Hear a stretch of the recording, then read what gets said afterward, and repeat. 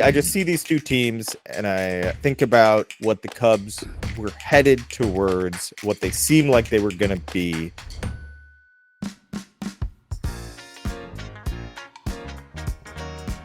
Welcome into Northside Territory, Foul Territory Network's Cubs podcast. I'm Sahadev Sharma with my partner,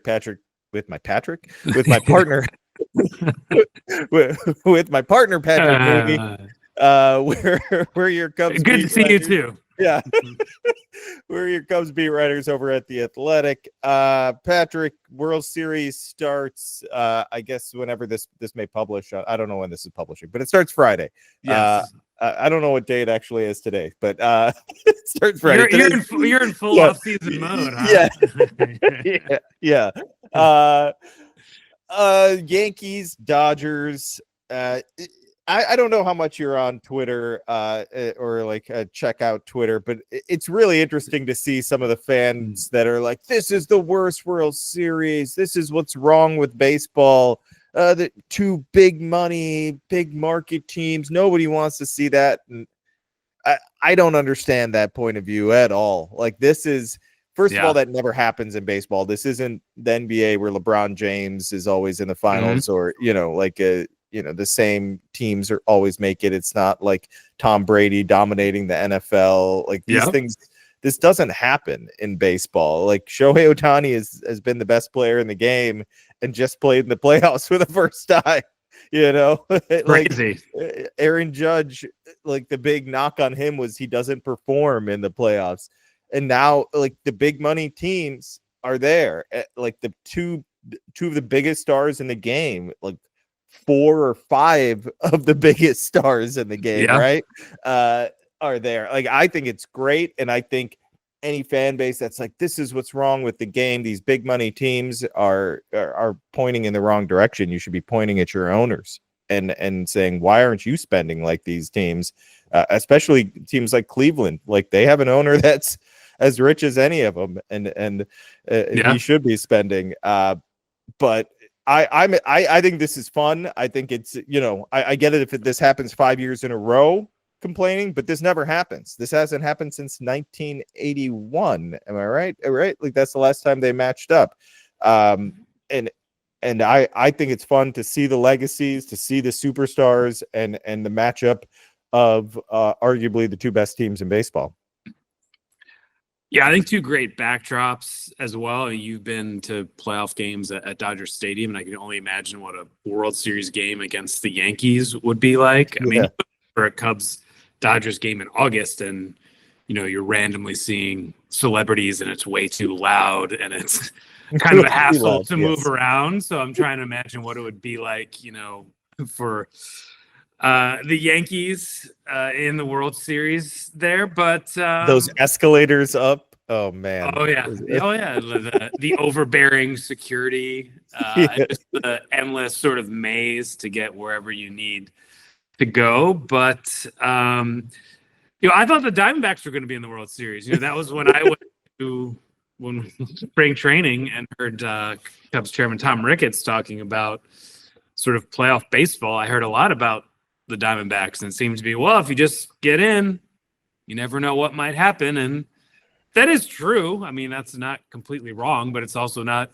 totally right. I think if you look at that Final Four, it was 3 of the top 4 opening day payrolls this year. I mean, according to USA Today's kind of opening day snapshot, Mets at over 300 million, Yankees over 300 million, Dodgers at roughly 250 million. Now, these aren't like exact accounting figures, but it's a good snapshot when you see the Cubs down there at number 9.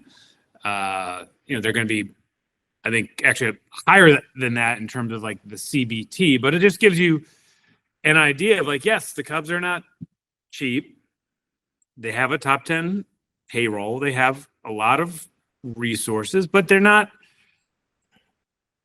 putting their foot on the gas pedal the way that I think you would hope if you spend a lot of money and a lot of time at Wrigley Field. And clearly money matters. Like, it doesn't fix everything. It doesn't guarantee that you're going to be playing in the World Series. Obviously, these teams, like you said, Sahadev would be meeting every year if it came down to that. But it does eliminate a talking point that I think we've heard from the Cubs over the years of like, well, baseball's kind of random and, you can't guarantee and buy success with free agents. And, we like to be rational. It's like, no, these are two teams that really go all out in terms of like every aspect of baseball operations, right? Of like free agent, international trades.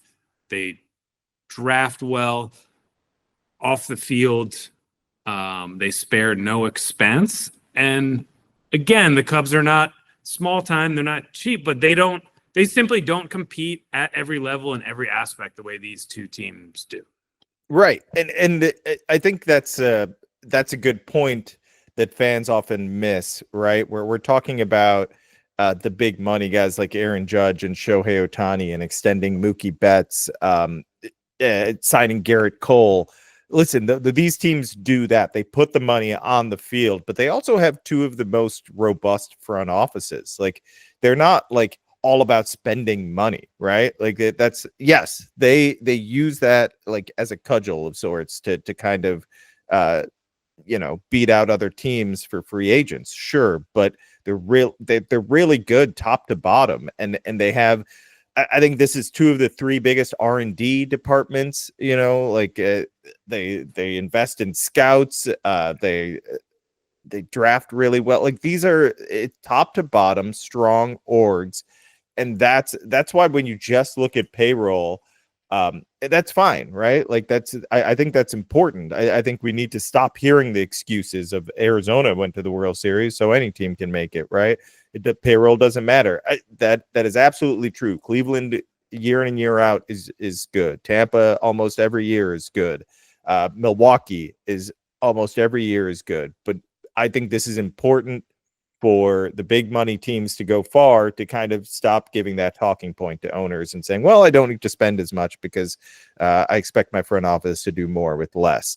How about build out a strong, robust front office and spend big money, right? And get the best free agents and get the best players, because the Yankees have a 25-year-old superstar that they traded for 1 year, right? Mm-hmm. They have him. They took a risk by only having him for 1 year, and he's going to make minimum $600 million. Like, like he's going to, in the ballpark, right? Yeah. Like, I think I saw like an estimate of like Spotrac had like a estimate of like they estimated like 515 million was what he over X number of years. And I think that's kind of like a starting point for Juan Soto. And this is like, we're entering an offseason where the Cubs could desperately use a middle of the order bat, a superstar in their lineup. And the reality is they're not really in this conversation. We're not going to rule them out, because we never know what happens, and things can get weird, and the front office could suddenly decide that, hey, this is the guy, it doesn't matter, we can shift our thinking. The model says this, but we're going to go aggressive. So don't want to say 0%, but the Cubs aren't. It's kind of ridiculous that the Cubs aren't a big part of this conversation. It's going to be the Yankees, the Mets, and like, a couple other teams, maybe Toronto, because they're kind of definitely desperate. a mystery team. Seattle, because they desperately need a bat. But like Dipoto is similar in the sense, like he doesn't seem to get out of his comfort zone with spending either. I just think I think it's a shame that the Cubs are not going to be a big part of this talk, outside of probably trying to drum up interest and drive the price up. It has to be frustrating for fans that Juan Soto isn't the primary target, won't be the center of the offseason for them. Our colleague at The Athletic, Jim Bowden, has his top 45 free agents just out on The Athletic today. His prediction: 15 years, $622 million for Juan Soto. In terms of contract length, in terms of overall value. The Cubs have come nowhere close to that. The Cubs have shown no inkling to go that far. We don't know what they offered Shohei, how serious that ever was. But he's clearly, I think, kind of a unicorn in that regard in terms of where they were willing to go. And I think Shohei's made it clear he was not really willing to go anywhere other than Dodger Stadium. So I think the way I like your, things could get crazy or things could get weird, whatever you just said there, Sahadev. I think that's a good way to frame this offseason of like, yeah, I think the Cubs are not going to be the team that's doing a deal with Scott Boras at the winter meetings. But I do think they're a team that's can always kind of be on the line with him or be kind of engaged in the deal flow for almost all these other top guys. And that, no, I don't think they're going to pay that premium and jump out really far for many or any of those like top 1% free agents. But I think if you kind of lower your sights after Soto, I wouldn't rule out Burns. I have a hard time seeing them like giving him the biggest pitching contract ever, right? But yeah, right. After that, I don't think anything is really like out of the realm of possibility this offseason, right? I mean, how they're set up, I think you can go in almost any direction they want other than that. Yeah, I think we've talked about this a lot. The general expectation, the general feel is that Cody Bellinger opts out, right? And if that happens, they're going to have close to $90 million off the books. What their budget is exactly is never clear at this point in time, but it probably, I don't think it changes drastically from what it was last year as far as what they pay for on the field talent. It probably hovers around the same area. So that's 240-ish million. I think that what's the luxury tax this season? It goes up to 241, right? Is that right? So Sounds about right. So they're probably around there. I mean, that's plenty of money to spend. And you look at this list of players, and there's definite. I agree with you. I think behind Burns, I don't know what Roki Sasaki does. I don't know. I don't know if he's coming to MLB, but that's someone that'd certainly be interested in. And that's the type of thing where you have to make the sell, not exactly. That's not about money. That's about making the sell and saying this is our plan and this is how we'll make you comfortable. This is how we'll make you great here, and this is how we'll make the team around you a consistent winner. If they can present that and do the best job with that, more power to them. Because right now I don't think fans are convinced, and that's okay. I don't think this is a bad team, and I don't think this is going south by any means. But I just watch. I just see these two teams, and I think about what the Cubs were headed towards, what they seemed like they were going to be about a decade ago, and it's not that. It's not a disaster, but it's not what was kind of envisioned by all of us, and I think that feels kind of like a shame. Like this is about sports and not about profit as much, but apparently it's not in certain cases.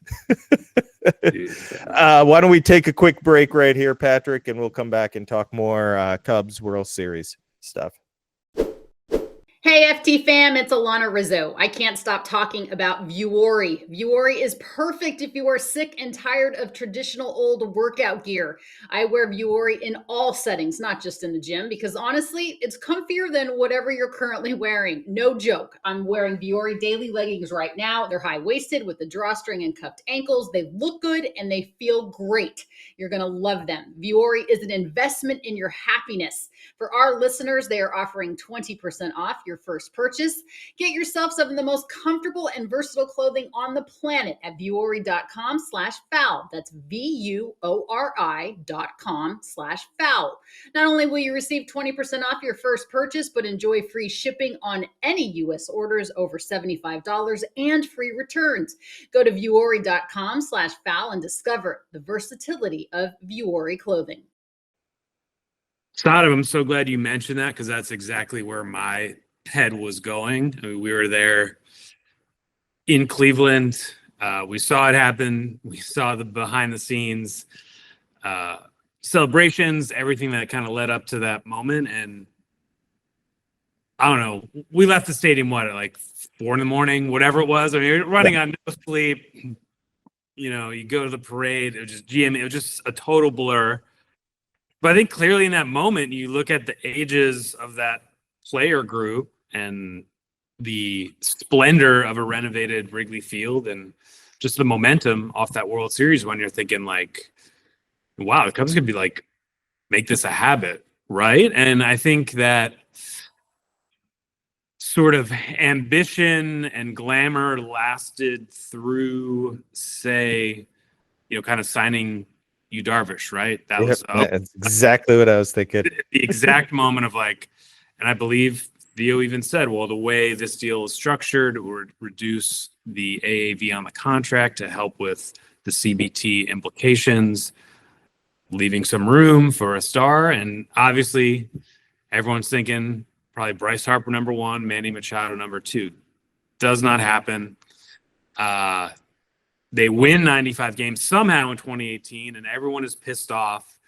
And little did we know, it would sort of be a high watermark, or at least a kind of the beginning of like a really significant downslope, in part because Craig Counsell's Brewers catch them.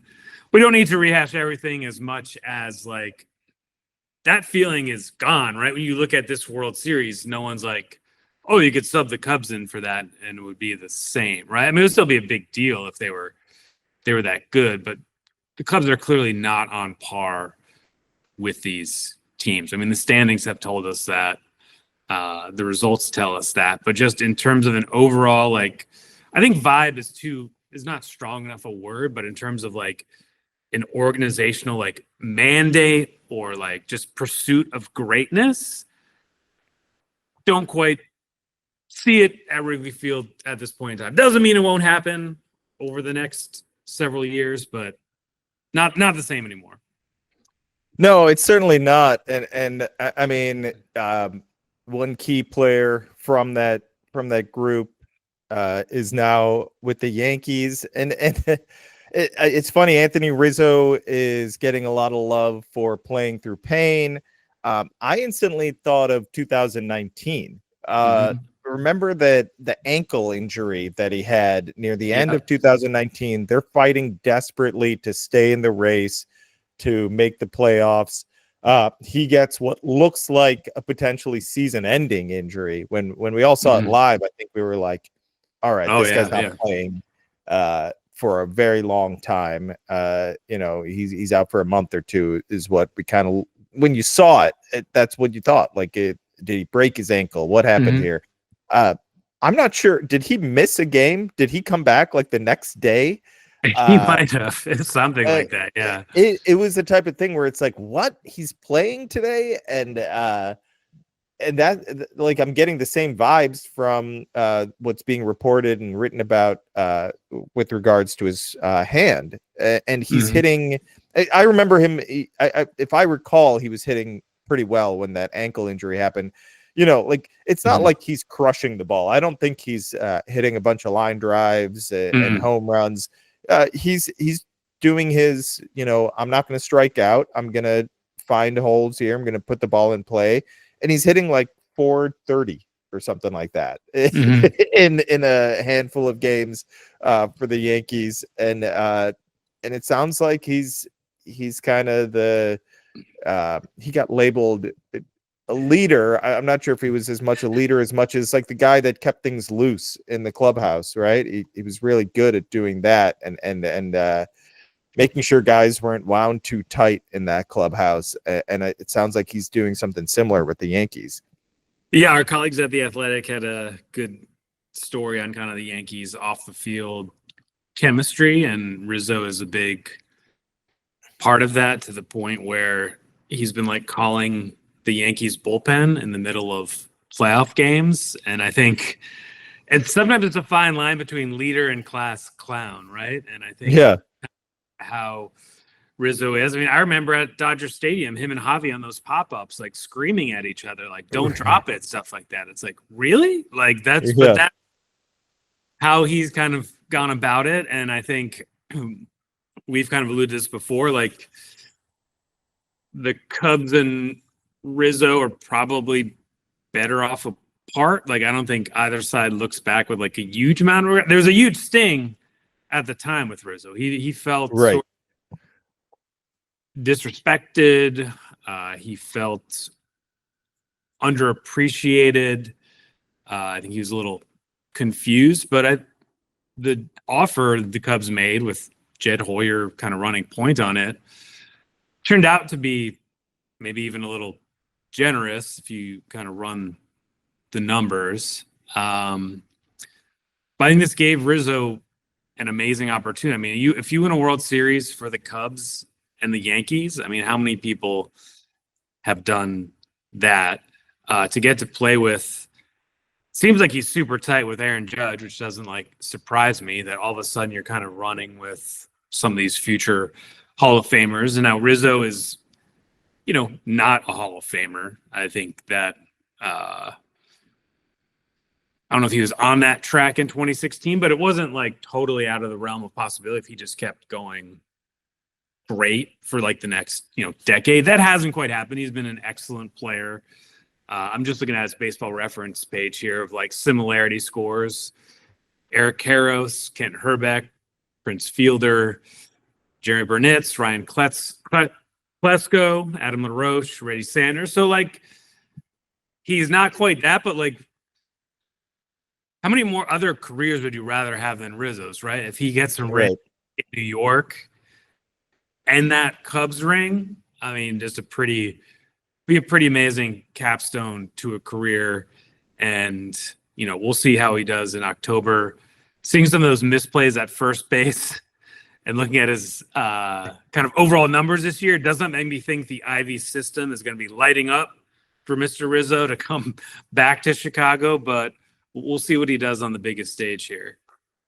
I mean, really, from 2014 to 2019, he was doing like that you're right, like borderline Hall of Fame if he can do that for another 5 years, right? Like that was like he was performing offensively like kind of like Freddie Freeman, right? And like maybe a step below Freddie Freeman, but like he was pretty close to Freddie Freeman level. You do that for like he just didn't do it for long enough, and the back was the big issue, and I think the back has dinged him in New York. He had that awful concussion that was last year, right? And that really hurt, obviously. And now I think he's just, he's 34. This is, or I guess he's 35. 35 right? now, yeah. He turned 35 this past summer. Yeah. So, I mean, this is part of the aging curve, but you're right. Like, I kind of like the idea of Anthony Rizzo's legacy. If he can win another World Series and do so, Cubs and Yankees, that's more power to him. Like, that's a great story. And for a great Cub, like a beloved Cub, the fan base loves this guy. And he, he has some great moments. Like, think about it, like whether it's him like standing in disbelief on third base after Zobrist go ahead hit in the World Series, him celebrating after receiving the final out from Chris Bryant, even the next season, the bloop single that he got against the Nationals. I think there was a intentional walk to get to him, right? Was it like a respect me or something? They respect me, screaming respect me after that. And like those are like just a lot of fun moments, and like the type of things that people find unforgettable when you do that in the postseason. Rizzo, the Cubs didn't have any moments like that. They didn't have good, etched in your mind postseason moments. It was all bad stuff. Yeah. And the Rizzo Cubs, Rizzo in particular, gave fans a lot of those memories. Obviously Javi, Dexter Fowler, Kyle Schwarber, that everyone on that team, the comeback against the Giants. I mean, I can name 1,000 things just from like a 3-year span that gave fans so many memories, and Rizzo is a huge part of that. It'd be cool to see his legacy, like kind of like the final stamp on a great career. Look at this legacy that you've created for yourself. All right, Patrick, let's take one more break and come back and wrap this baby up. Patrick, one of the bigger stories in this postseason has been bullpen usage, and kind of like I don't know if it's a talking point as much as just the reality of the situation. Starting pitchers are not the story; it's relievers.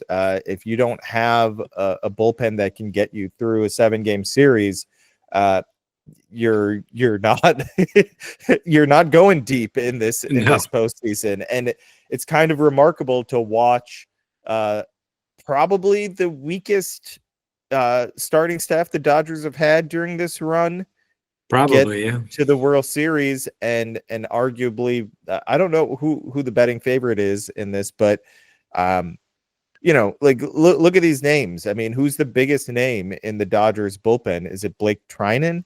Who's the biggest name in the Yankees bullpen? I mean, Clay Holmes. Like, these aren't like dominant names that you think of in bullpens, and those aren't the best relievers in the bullpens either. I mean, maybe Trinan is the biggest name in the bullpen is Mark Leiter Jr. Yeah, sorry. Oh, geez, disrespecting the light show. He would tell you. Yes. The biggest name. He is like Mariano Rivera 2.0 in his mind, which we say with all due respect. That Leiter, always a great guy to talk to. And part of why he's in this position is because he thinks he's awesome and wants to like rip the other team's heart out, right? I mean, just a great competitor. Sorry to derail it, but I know you're a big fan of the light show, so I had to give him a shout. Yeah, absolutely. I mean, well, I just, this is it. This is important to the Cubs because we saw 2 years in a row now a bullpen that came together over the course of the season, right? But had its hiccups and kept them from getting to the postseason. Essentially, their down moments were a big reason why they didn't get there. What's interesting to me is, like, what does this tell the Cubs? Like, what is, like, I think for me, what it says is like, yeah, absolutely, this needs to be addressed. Absolutely, you need to do a better job. I don't know. Like, I look at these names and I look at who's pitching. I don't think it says spend big money, which I have been saying for. I'm probably getting annoying for fans that want them to spend big in the bullpen, but I don't think that's the answer. But getting it right feels absolutely like a must. It's not like something that you can even, if you screw up the bullpen, you're not getting to the postseason. Yeah, what really struck me was some of the talk around the Dodgers and what Dave Roberts has done expertly, both at the end of the Padres series and also as they were closing out the Mets, of like, how are they going to navigate these bullpen games? How do you get to 27 outs? And, something I've noticed on social media during the season that I think frustrates fans, and rightly so, is the sort of like arbitrary endpoint stats of like the Cubs bullpen from May 10th to like September 12th has been 4th best in Major League Baseball. But it was like terrible at the front end and it wears down at the end. I am exaggerating, of course, but I thought of it of like, if you want to win the World Series, you got to play an extra month, right? And do the Cubs have enough to like just get into the postseason? Will they have enough to keep going for that extra month. And can these guys execute on the biggest stages, right? I mean, I think if you look at some of those leverage numbers the Cubs had this year of like, it's, I know blown saves maybe is an oversimplified or can be misleading at times, but it's like, you look at, a walk-off loss in Colorado or whatever, in September, and like the playoff chances basically go down to zero of like, Cubs did not do a great job of like make a pitch, right? Isn't that always kind of what the manager of the pitching says, like make a pitch, make this pitch? And Cubs simply just have not done that enough over these last, let's say 2 years, right? I mean, under different managers, but just like this sort of like window, because it was fairly similar in how things played out. There's a lot of similar personnel and like similar expectations of, if a couple of things break right, maybe we win more like 86. If things go wrong, we win like 78, and they wind up at 83 both times. And to me, that's kind of how I processed those sort of bullpen games. Like, all right, who could the Cubs trust in that point? And I guess their answer would probably be like, you just keep stacking up as many good pitchers as possible, right? Like if they go out and get a starting pitcher this offseason as we expect, you're probably not going to roll out 5 starting pitchers, right? And if you have in the postseason, that is, and if Craig Counsell's out-getter philosophy and the credibility he has with pitchers, and if some of these young pitchers stay healthy and get better, and you keep throwing more minor league deals and waiver claims onto the pile, like it could work, right? Because that, to your point, it's not like they don't have Mariano Rivera. It's not like Eric. Right. At his prime game over phase right now. Right. And I mean, look, the Yankees are getting by with, Clay Holmes seems a little rejuvenated after losing the closer's role. Luke Weaver, dominant reliever that a year ago, I'm pretty sure was god awful in 2023. 2023, he had no, that's not his ERA. He had a 6.40 ERA. So like god awful. Tim Hill was on the White Sox and has a 1.59 ERA. The White Sox, like, you're not good enough for the worst team of all time. Yeah. Why don't you go pitch in the World Series? Yeah. And this guy, like, so like none of these guys are getting like they're not, Kenley Jansen, they're not big name relievers. I think the highest paid guy is in this group is Blake Trinan, who has a 4-year, I just looked at this, 4-year, $25 million deal. That's not that much. Like the years is what would make Jed Hoyer uncomfortable, right? But I mean, if you're talking about like a little over $5 million a year, is that really, or I guess that's $6 million a year, right? Like that's not something that like destroys your chances to add other free agents. I think it's interesting how teams build bullpens now. I think when you look at bullpens across the game, who are the best teams? Michael Kopech, I believe, is under control for another year, right? And they got him for 2 huge White Sox relievers, like are gonna like 2 White Sox relievers. I don't know like where Evan Phillips came from. I don't know where Alex Vesia came from, but these guys are huge parts of their of the Dodgers bullpen. It's like these guys are like waiver pickups. These guys are small trades that nobody notices. There's going to be a move that you and I and almost no one among the fan base even notices or tweets about or cares one iota about, and it's going to make a huge difference for the Cubs bullpen. Like that's the reality of how bullpens work. I'm interested to see how they go about it this winter. And that's not in a like how they go about it spending money. I think it's a full year now of Craig Counsell in the organization, right? He was hired almost a year ago now. There are things that he saw in Milwaukee that he has to want to like adjust here, right? What exactly they are, I'm not sure if he's going to spill the beans and tell us, but there are things that he likes that from Milwaukee that he wants to bring over here. Maybe part of that is identifying better relievers, and it's not that the Cubs have had problems with that, but I come back to what Jed said at the end of the season. It's on him. They kind of fell apart there in the middle of the season or early on in the season with injuries and ineffectiveness, and they didn't have the depth.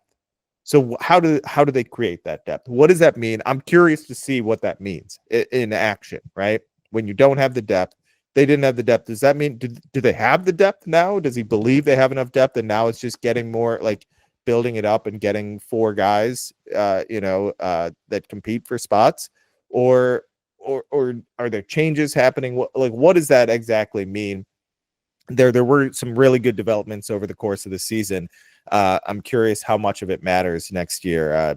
Does Jorge Lopez come back? Is it Jesus Tyson Miller? I wanted to call him Trevor Miller there for a moment. Like, can you rely on Tyson Miller? Can you rely on Nate Pearson? Are these guys what we saw from Tyson Miller over the course of the season, what we saw from Nate Pearson at the end of the season, is that real?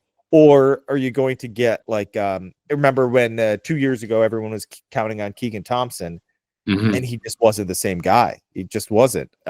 So like that's the other thing. You may think you have this depth and suddenly you don't.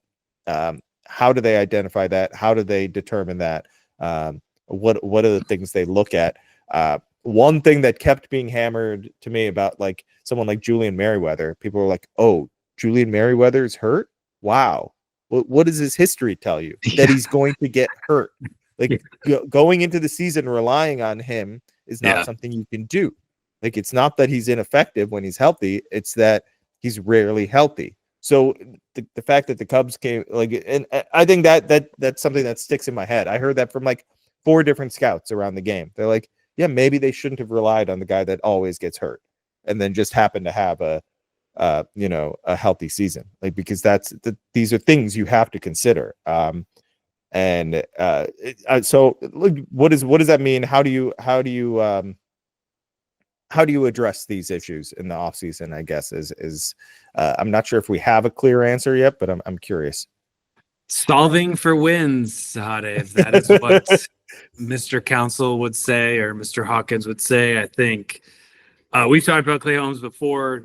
Jim Bowden actually mentioned Trinan, linked him to the Cubs in his predictions comment. It sounded a little light in terms of the projection. 2 years, $17 million. I think the Cubs 36, right? 37. Yes, like yeah. So I think the Cubs would probably also look at it of like, well, could also hit some more 3-run homers and not have your bullpen pitch like max effort, high intensity, high leverage. That's a huge thing. Time, I completely agree with that. So they have to.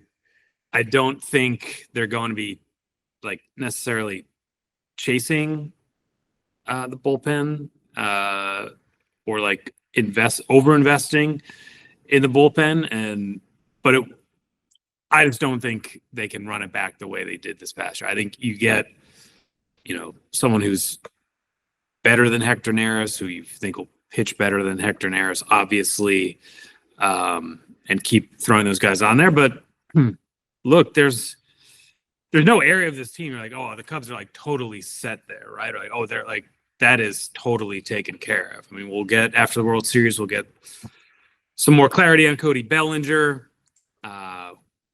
We've already reported the rotation has to be addressed. That is their plan. The bullpen stuff never stops. And so it'll be fun to kind of watch this World Series and then for us to get after it on our offseason coverage.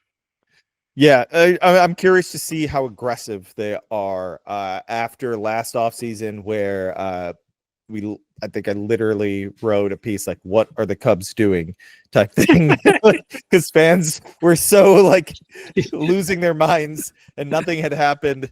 And it's like, all right, let's try and explain their thought process here and what's happening. will they be more aggressive? Will they wait out the market again? Especially with relievers, is this going to be their, like, maybe that is the difference, right? Instead of waiting to see who falls through the cracks, it's like, we're targeting these 4 guys and we'll be aggressive with it. And here's our numbers. We're making reasonable but aggressive contract offers to these guys. These are the guys we want. Yeah. Maybe that's the adjustment. We'll see. I don't know. But we'll see. We'll see how it goes. I think bullpen will be something we have to pay attention to, and maybe we should pay attention to those smaller moves too, and figure out why they're picking up random reliever X, putting him through waivers 6 times and hoping he sticks. Yeah, we liked him so much we put him on waivers the day after we claimed him. Yes. All right, Patrick. We'll be back next week with more Cubs talk. Thanks so much for listening. This is Northside Territory. Make sure to rate, review, subscribe to the YouTube channel, and subscribe to The Athletic, where Patrick and I will be on top of all things Cubs this winter. Thanks so much for listening, everyone. Take care.